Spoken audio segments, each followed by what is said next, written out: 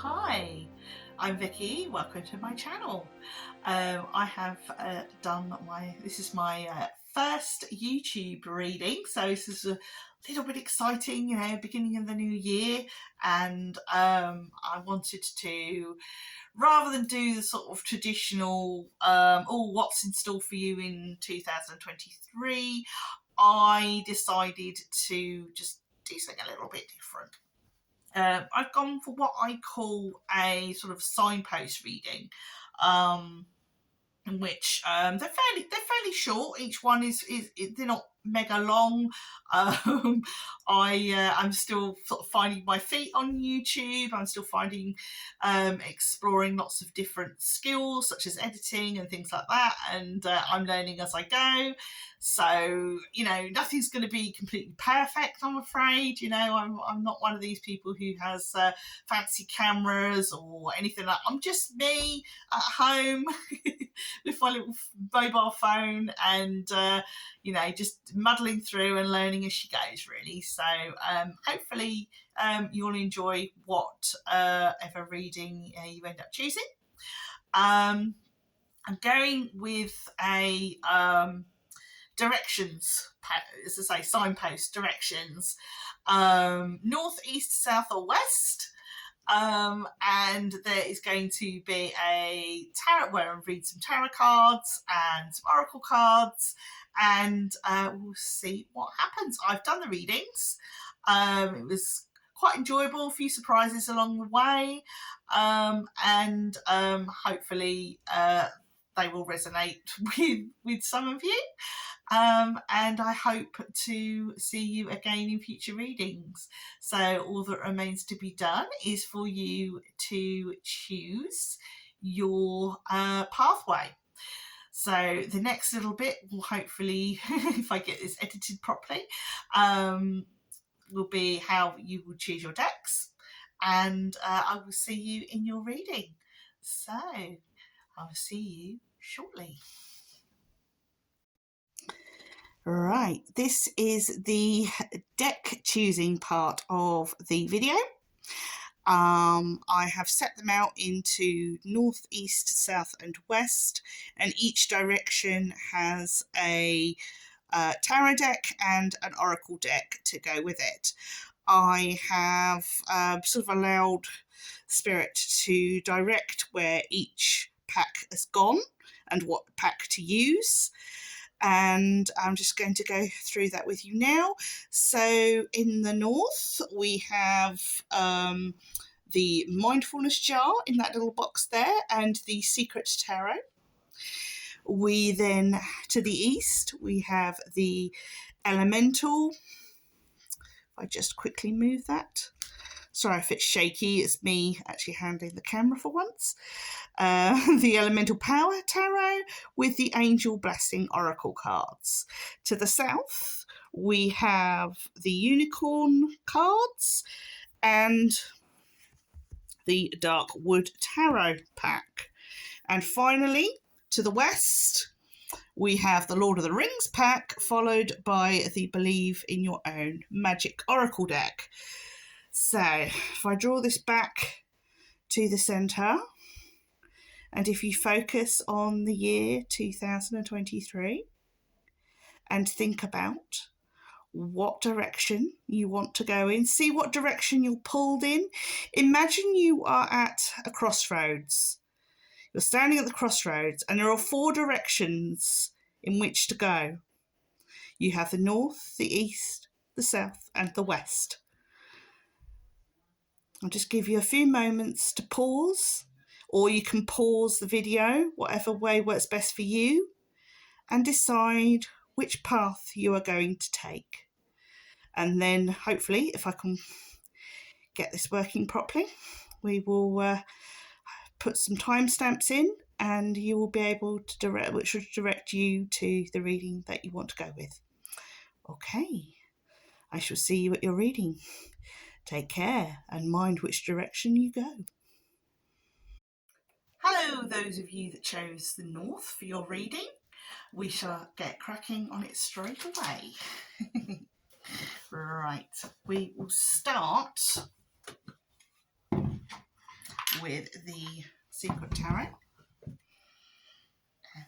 I shall pull 5 cards and see what happens. Right, so what we are asking today, Spirit, is what direction should our people who have chosen North take? What is the direction our people of the North should take?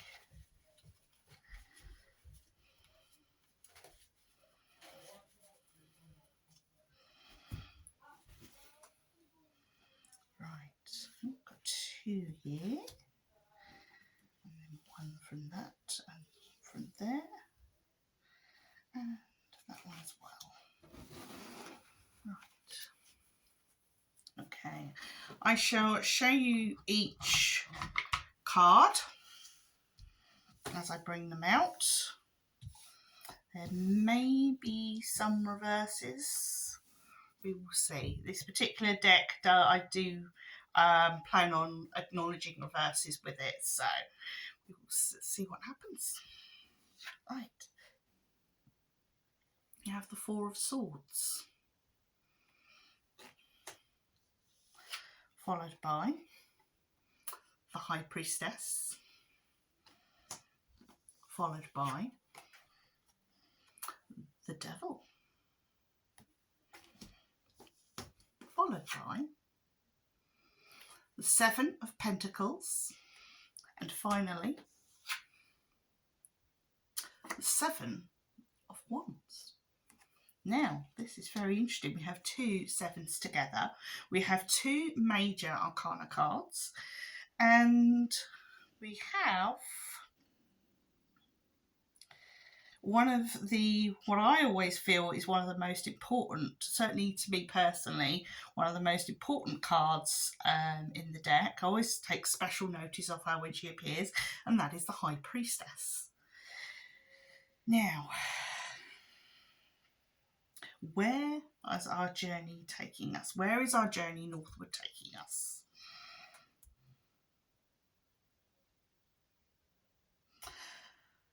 The High Priestess is asking us to take our time this new year and not rush into anything. Okay. Any plans that we have, any New Year's resolutions, any, beginning of the year, you get all excited and, I'm going to lose weight, I'm going to do this, I'm going to... If you rush into this, it's not going to work out. You need to tread your path very, very slowly. Otherwise, you will get burnt out. This is what I'm getting from the 4 of Swords and the Devil. But if you carefully plan ahead, if you carefully, with the 7 of Pentacles, this person is planning ahead. They are... it looks like they're sort of farming a tree, as it were, and trees take time to grow. If you view your resolutions, your plans, your goals as things that are going to take time, that you cannot rush them, that you take care in what your plans are, you will be able to, what's the word for it? See off any opposition, see off any difficulties. You'll be able to cut the vines down, as you can see from this card here. You'll be able to cut those vines down and be able to achieve what you want to achieve. But I would say, softly, softly, catchy monkey. Don't rush into anything. Don't put all your eggs in one basket and, I'm definitely going to do this. And, the High Priestess is telling you, no, slow down, be careful, plan everything, take your time, and you will be a lot more successful this year. Any of your endeavours that you plan to do, be they big ones, be they small ones, just take each day as it comes. It's not a race. A New Year's resolution doesn't have to be completely, done the first week, and you might have blips along the way. You know, you might have days where you are just really full into whatever it is you're achieving, and then you might have days where you need to completely step back from it and listen to your body, listen to your mind, take those rests when you need it, and just plod. You know, don't rush, plod, be like the tortoise, don't be like the hare. That's what she's saying here. So hopefully you've got something out of, hopefully it would have resonated with you. Anyway, take what resonates and discard what doesn't.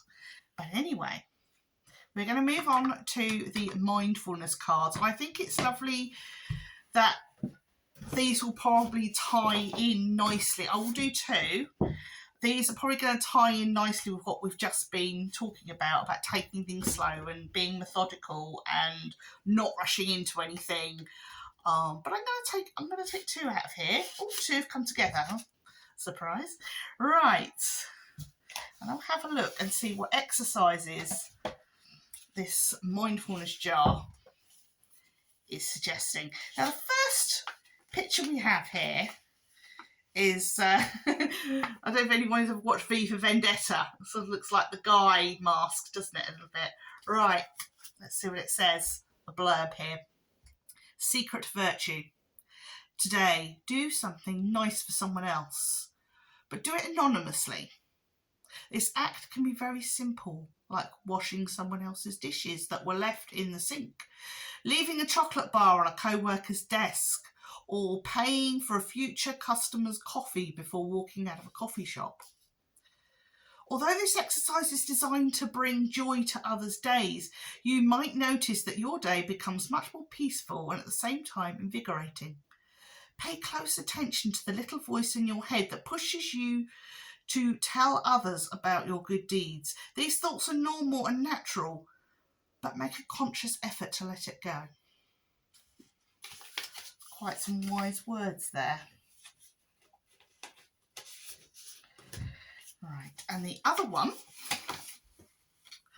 is mindful gratitude. We've got the picture here, we've got thank you. Right, today, get in contact with someone who has made a positive impact on your life and thank them. This message of appreciation can be sent in any form: email, text message, phone call, or in person. It can be sent to an old friend, teacher, family member, or really anyone you think deserves a little bit of gratitude. It doesn't have to be a long or emotional message, just a simple thank you and the reason behind your gratitude. You'd be surprised how much this small message can mean to the person receiving it. Feeling gratitude and not expressing it is like wrapping a present and not giving it. Certainly words thought for... What's the word? Thought. Pause for thought there or something like that. Words completely went. Right. Okay. So that, ladies and gents, is your path for the north. Okay. I hope you've enjoyed that. I hope something of what we have discovered resonates with you and that you've enjoyed your reading, and that we'll see you again in the future for future readings.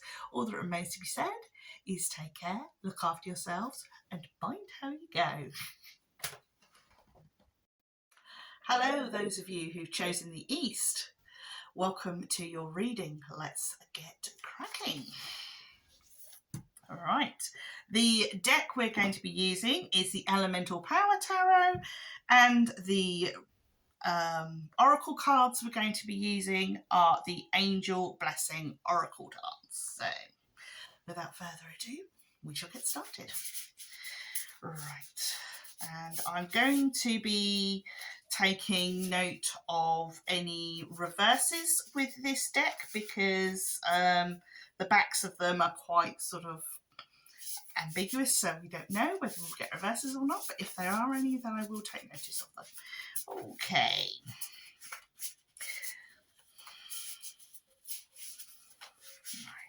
So, Spirit, if you could reveal to us what is in store for the path of the East.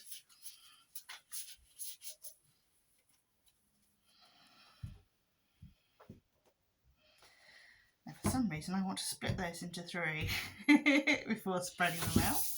Right, okay.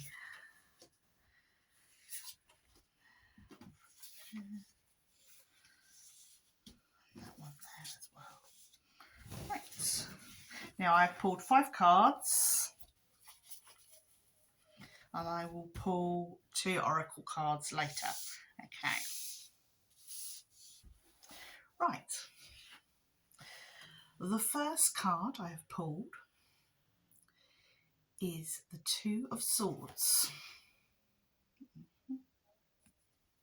The second card I've pulled is the Moon. The third card is the Emperor reversed. The fourth card is the Wheel of Fortune reversed. And finally, the fifth card is the Nine of Swords. Right, interesting. Very, very interesting. We have 2 sword cards. We have 3 major arcanas, and 2 of whom are reversed. Okay. Now, this says to me that those of you who've chosen East are travelling along a very unknown path. There are going to be a lot of mysterious events going on in this year coming, or on this path coming. I'm immediately drawn to the flying saucer in this picture. So we are standing by this lake and there is a flying saucer above us. Now, does that mean we are going to be unexpectedly whisked away somewhere, or you know, some strange place that we've never been before? I certainly feel that we are going to be in a situation, or there is going to be a situation around you where you are completely, I want to say, dropped into the unknown, dropped into a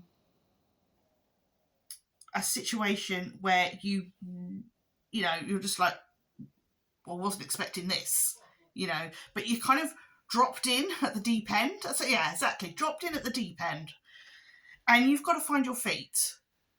And I think this is why we've got the Emperor and the Wheel of Fortune, you know, reversed, is because everything's going to feel upside down. Everything's going to feel topsy-turvy. We weren't expecting this. We've either suddenly been, dare I say it, we've lost a job, or we've been suddenly promoted, or there's going to be something unexpected happening in the family that's going to turn everything upside down. There just seems to be this feeling of, I just want to say, topsy-turvy, and being dropped in at the deep end, and having to, you know, and you're thinking just, where do you go from here? What on earth are you going to do? It just feels really turmoil. And keeping your head above water, again, I'm drawn back to this pond, keeping your head above water, it is going to be really, really important. Being able to keep calm, tread water, you know, hold on to yourself. You know, it's going to be really, really, really important at this time. I kind of feel the Wheel of Fortune, although it's reversed, and also, again, it's near this it's near a pool of water as well. It's sort of above the tyre in this picture. And if I show you this picture again, the tyre is sort of, though it's upside down, it's sort of above a pool of water, which I kind of want to also link into the moon as well, which again, you're facing water. And I want to say, I kind of feel like the Wheel of Fortune is going to throw you like throw you a rubber ring. I'm kind of feeling that card is actually going to be the thing that saves you, the rubber ring.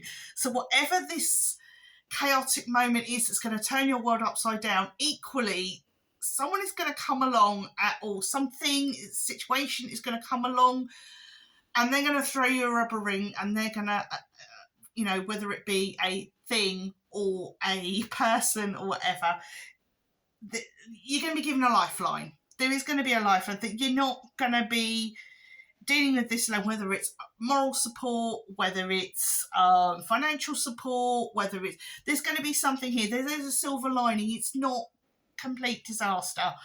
Yes, it's going to be stressful. Yes, there is stress with this, but it's not completely, you're not going to be completely abandoned. There are people around you. There is going to be support, whether it be physical, emotional, whatever it is. There is support, and you can see the little animals and everything. I mean, the fish is probably going to land on the rubber ring, and as I say, despite this being upside down, despite this being, and I kind of feel it's reversed because of the Emperor. It's going to feel like you're out of luck. It's going to feel like everything's against you, but it isn't. And the Wheel of Fortune is going to come in and help you at that point when you're sort of like, I want to say Dark Night of the Soul. A real Dark Night of the Soul reading, this one here. So, yes. So let's hope we get something to pull us back from the brink with the Oracle cards. Let's have a look. They will give us some kind of clarification. Right, so what advice can you give our Eastern path makers?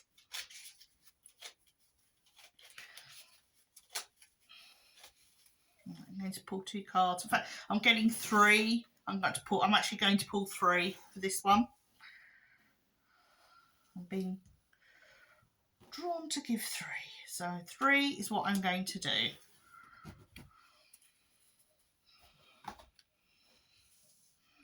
Right, so the first card I've pulled is Soul Love. Relationships rarely run smoothly, but always bring you important soul lessons. So there we go. So this could be relationships. Now, it doesn't have to be romantic relationships. Relationships can, it could be family relationships, it could be friendship relationships, so it could be any kind of, colleagues at work or something like that. It can be any kind of relationship. Okay, so that might give us a clue as to where this difficulty might lie, where this sort of being turned on your head might lie. Ignite your inner light, feel your emotions wash through you and be cleansed by the moonlight. So this is really, and again in the tarot we were looking at, there was a lot of water images and pool images, and so perhaps we're nearing, we're nearing where this difficulty is going to be. It's going to be obviously quite emotional. I'm feeling more this is going to be a relationship, but it doesn't have to be a love relationship. It can be any kind of relationship where there's going to be some real sort of revelation or topsy-turviness, and then we're going to get help and support with it, or maybe even need to seek help and support. Perhaps it might mean that we need to go and get professional help, go and get professional support. There's no shame in that. So, this is perhaps where this is leading. And then the final card we have is True Light. Are you afraid of expressing your gifts? It is time to step into the light. So perhaps once all this is over, once this difficulty, whatever it is over, you are going to, and I don't like to say, oh, well, you'll benefit from it in the long, good things will come of it for the long run. There will be lessons that you've learned from it. There will be lessons, hard lessons. but you will come through it. You know, you will probably need help, you will probably need support, and I hope you have a good network around you. But yeah, you can come through this. Okay, I hope I'll say you enjoyed it. I hope that resonates with you. I hope it gives you some sort of clarity and hope and belief that whatever it is, you will get through it, because I believe you will, and hopefully you'll come back for another reading and it might be a little bit more positive. But all that remains to be said now is take care, look after yourselves and your family, and mind how you go. Hi, those of you who've chosen the Southern Path, welcome to your reading. Hopefully you will enjoy it. Right. We are going to start with, we're going to be using the Darkwood Tarot and the Unicorn cards. Okay, and I'm going to pull 5 of the Darkwood Tarot. I may even read a little passage from the book if I feel inspired to. Again, this particular deck, I will probably recognise any reverses that show up because I will be able to see them. Or won't be able to see them from this side. So I think reverse is going to be totally valid. We'll see what happens. And the other deck, as I said, is going to be the Unicorn cards, and we'll see where we end up. But I'm going to pull 5 of these, 2 of the Unicorn cards, and we'll see what happens. So, Spirit, can you advise those who are walking the Southern Path what advice or what is going to happen along the way?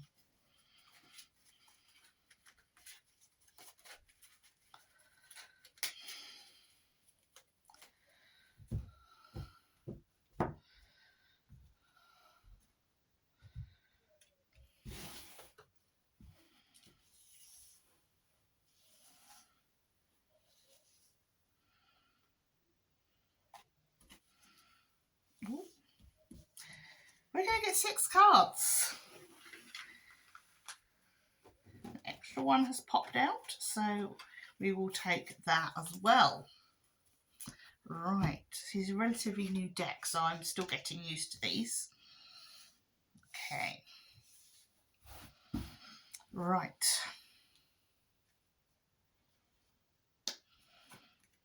Okay.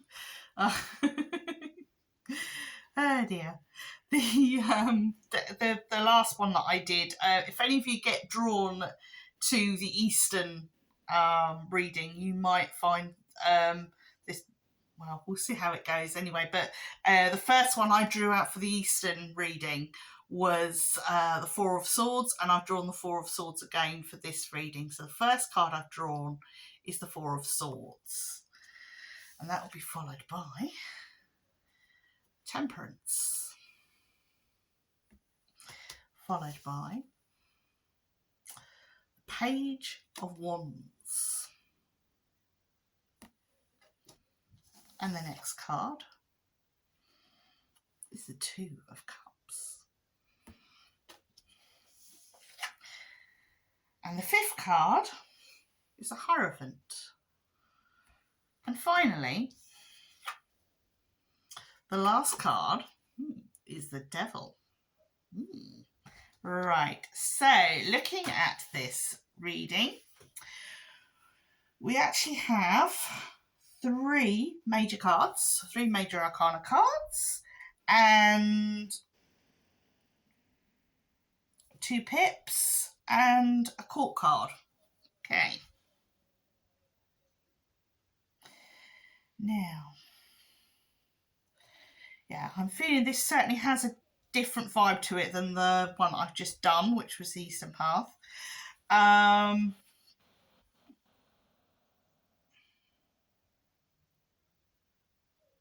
mean, the first one sort of looks a little bit like Sleeping Beauty, doesn't it? I feel that the first 2 cards, because obviously we have the lady who's sort of like the Sleeping Beauty on the bed, and we've got our supposedly handsome prince, but you know what princes are like. Anyway, and then we have Temperance, and it's almost like the Sleeping Beauty has awakened. You see that there? It's like she's awakened and she's more powerful than she was when she was sort of laying helpless and asleep in the first one. But actually, when I look back at this Four of Swords, this sleeping damsel is not as helpless as she seems. She may seem helpless to the man, but if you look very carefully, the fourth sword is actually in her hand. So she is poised to strike. She is poised and ready. And I really feel this is an awakening. This is somebody who is awakening to their own power and realising they are not helpless. They are not. In whatever situation you're in now, you are not helpless. You have the power within yourself to, you know, to get yourself out of whatever situation you are in. So, you know, you have. And see, we've got Temperance here. She's not sort of passing water between, although it could be water, but it feels to me like she's passing power between her hands, as if she's doing this, and each time she's doing this, her power is getting stronger and stronger. And sometimes if you do sort of hold your hands together, you can actually feel that energy, you know, really concentrate, you can feel that energy developing. And I feel that's what she's doing there. And she's ready to take on whatever's coming in her direction. With the Page of Wands, we have an elven lady, and she looks like she's poised to strike with her wand. And she's sort of looking at these two, kind of look like, you know, it's funny for the Two of Cups, but they sort of look like, I want to say nightmares, sort of like shadow mares, as it were. I mean, this is very much a sort of shadow witchy type cup. I might actually read the page for that one. I'm really drawn to read the page for that one. It's right in the centre of my reading as well. So I'm just going to have a quick look at the Two of Cups. If I can find it. Seven of Pentacles.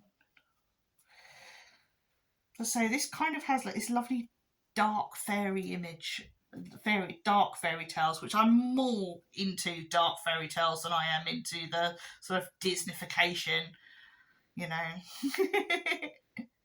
But here we go. I just felt really drawn to look at the paragraph of the Two of Cups. Here we go. Right. And the Two of Cups on this book, because this book is really quite interesting. Recognition. Two of Cups is meeting a person, thing, or energy mirroring your soul.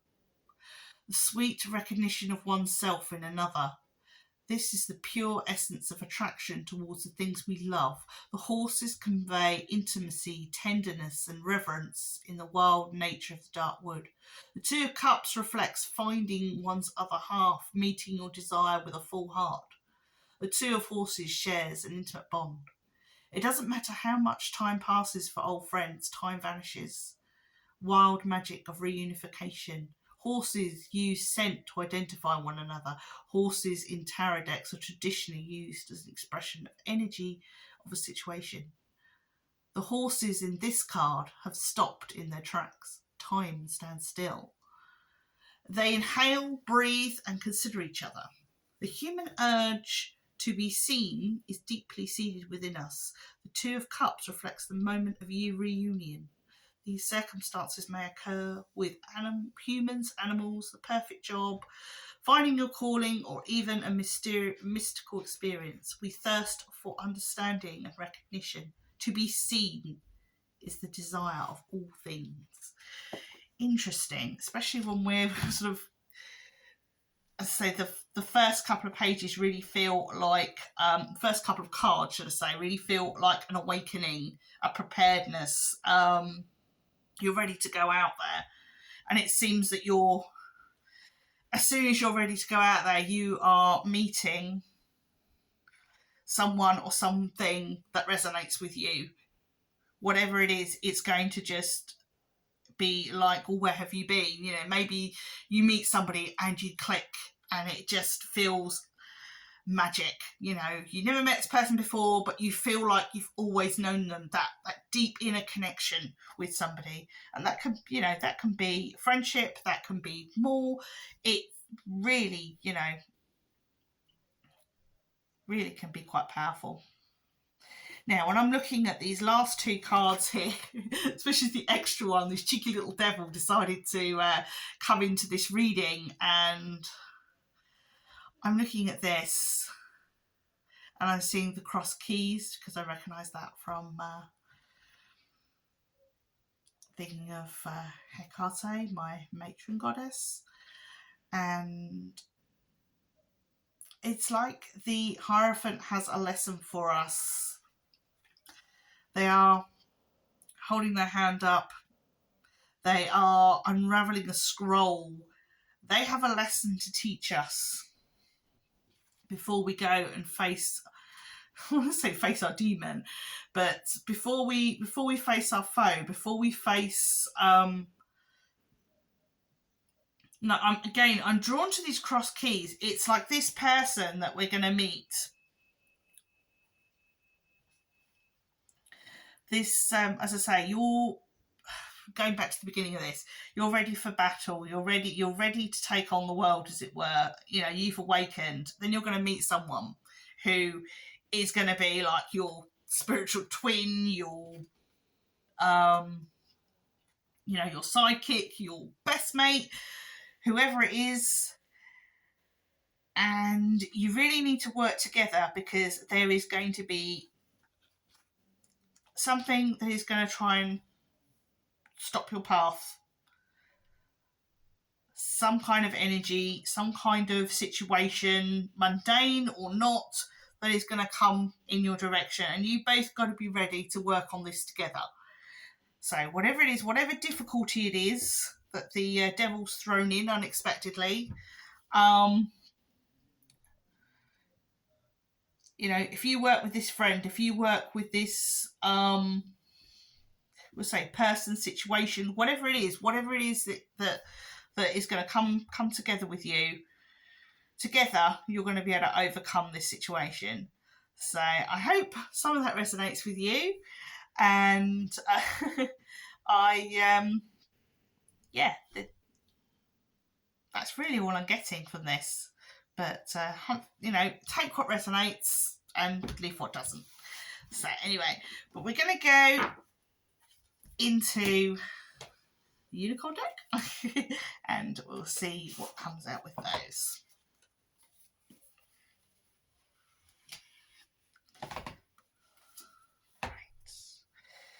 Right, so Spirit, give me some guidance for the Southern Path, please.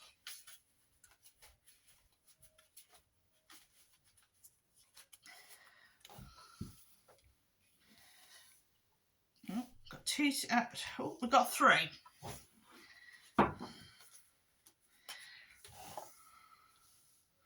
I wasn't expecting with these, because these can be a little bit reluctant to read, but we'll see. Right, okay.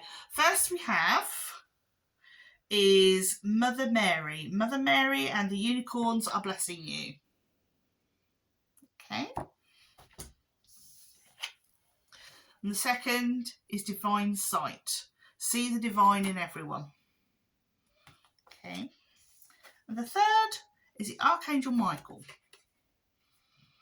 And we've got on here, use the sword of truth to help with the world.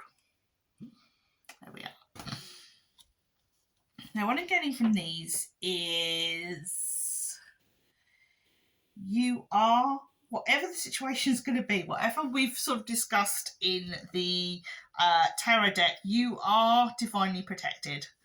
There is divine protection. You are, you know, so that might actually be what the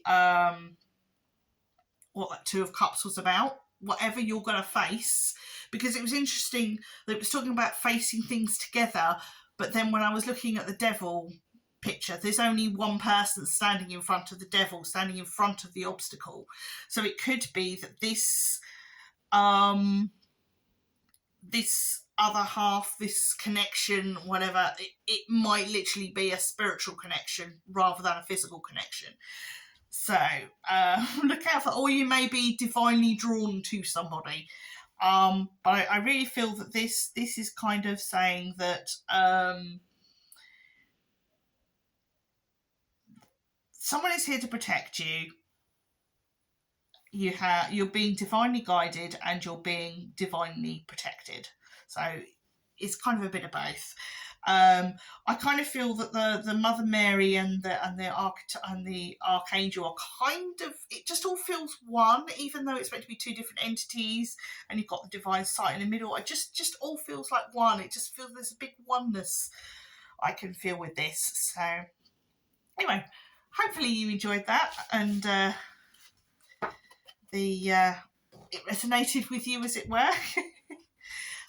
All that remains really to be said and is that I hope you will, if you did enjoy this reading, that you will consider coming back the next time I do one and see what happens. Anyway, all that remains to be said now is take care, look after yourselves, and mind how you go. Hello, Path Travellers of the West.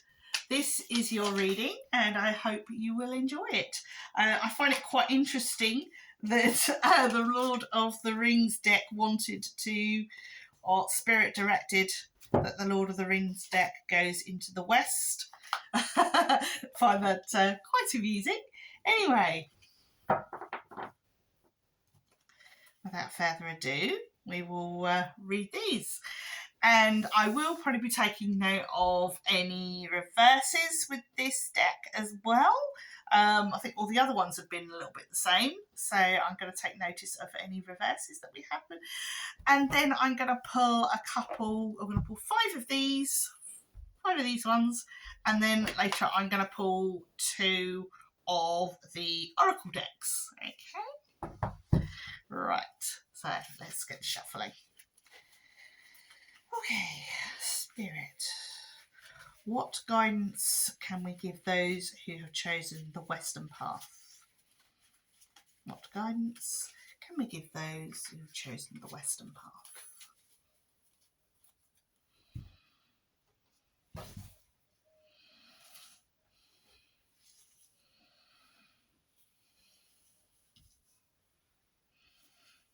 Do we have fun?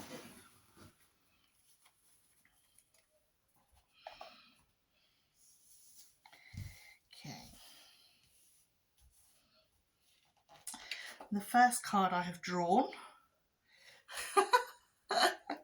Oh dear, sorry for laughing, but I've had for the last three readings, apart from the Northern reading, the other three readings have begun with the Four of Swords, and again I have the Four of Swords, but it's in reverse this time. It's fascinating. So three of my readings have begun with the first card being the Four of Swords. Very, very interesting. Now, I shall read the blurb of that shortly. Let's see what we got with the second card. The second card, again, is reversed, and this one is the Moon. Moon reversed. Again, I've had the Moon with the Four of Swords, so I wonder if you have if you've been drawn to, I think it's the Eastern path, then you might perhaps, if you're looking at the Eastern path and then went west, you might want to have a look at the Eastern path. Anyway, the next card is the Six of Coins. There we go. Followed by the Eight of Coins. Okay. And finally, the King of Swords. There he is. This finery there. Right. I'm going to have a little look at the blurb. because that can also give us a little bit more understanding of what's going on here. So the Barrow-wights, for the Four of Swords, we've got the Barrow-wights attack fails and our companions can breathe more easily. Okay. With the Moon, we have the power of the enemy seems stronger than it really is. And with the Six of Swords, Bilbo finds treasure in Smaug's lair, but later will come a time for the division of the spoils. And with the Eight of Coins, we have the skilled healers work assiduously, I think that is the word, on Faramir's injured body. And finally, with the King of Swords, Aragorn is crowned King of Gondor and takes Lady Arwen to be his bride and queen. Right, so happy endings all round. Right, okay. Now I find the two beginning ones really interesting, especially as they're reversed as well. I'm feeling like rather than things being hidden, things being revealed. Moon is sort of very much about things being hidden and things being sort of under the guise of night, but I kind of feel this is saying that things are being revealed. So you're going to possibly find that a situation you thought was impossible to deal with, that's been exhausting you and worrying you, especially with the Four of Swords, that's going to be easing off. That's going to be, something is going to be revealed that is going to help you, and you're going to find yourself getting stronger. There's going to be some sort of support here, some sort of help out of what feels like a very dire situation. Things are going to be improving slowly but surely, And with Bilbo finding the treasure and or the Six of Coins and the Eight of Coins, I kind of feel like there is maybe a financial recovery, maybe a payment that was overdue has been returned to you. Maybe there's been some back payment. There's something. It's like something's being given to you, but perhaps a little bit more than what you're expecting. So you've been expecting something, it's taken a long time to come, it brings a lot of relief, but it's a little bit more than you thought, so it's really going to help with the pressure here. The King of Swords at the end, I kind of feel this is a happy ending. It's I'm not saying, you're going to meet someone and get married or anything like that, but I kind of feel that it sort of leads on to this situation, and it just wants to say, when I look at this card, even though it's the King of Swords, it sort of says happy ending. We've won the day, we've won the battle, we've got through it. So whatever the difficulty is at the beginning, whether it be at the beginning of the year, but I kind of feel this is kind of left over from December, left over from last year, the months leading up to Christmas. But as we're coming into January and we're sort of moving into spring, these difficulties are going to resolve themselves and things are going to be a lot better than what you expected. So that's quite a nice little reading to start the new year. Anyway, right. So we're now going to go into the... Let me just make sure it... So, right. We're now going to go into the Believe Your Own Magic Oracle deck and see what we get with those as well.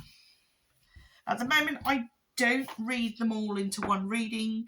I know a lot of readers do, but that's probably something I will develop as I sort of build my confidence up. But at the moment, I'm just reading them separately. That's just personal choice, and as I grow sort of in confidence and everything else, I will probably read them together. But at the moment, I'm not feeling that, so I'm just going to do things my way. Right, anyway.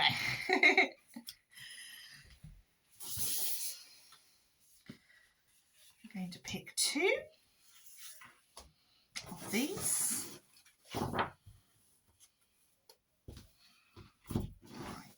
These are such lovely little cards as well. Right, and the first card I get is Sundress. Do it for you. There we go. And the second card is Villain. You can always rewrite the story. Okay. Now, this is interesting. This is very much about doing things, I feel, with the 2 of them together.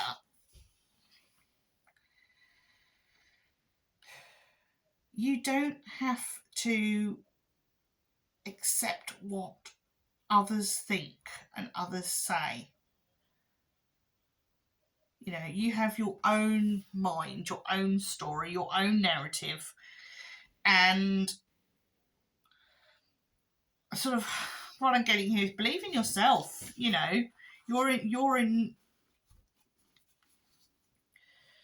If it's something that you want to do, if it's something that you you know, you're not in the wrong here. You know, you're not. You may feel that doing something for yourself, doing something because you want to do it rather than because somebody, you know, however many people are saying, oh no, you shouldn't do that because you'll upset so and so or whatever. You know, do things your way. You don't have to have other people take over the things that you want to do. You're not in the wrong for wanting to do things your own way in your own style. So whatever people say, oh no, you have to do it like this, or you have to do it like no, you don't. Okay, you do things your way, your way, your choice. You know, you're your own person. So that's the feeling I'm getting from these 2 cards. It's very much, as I say, the Sundress, do it for you.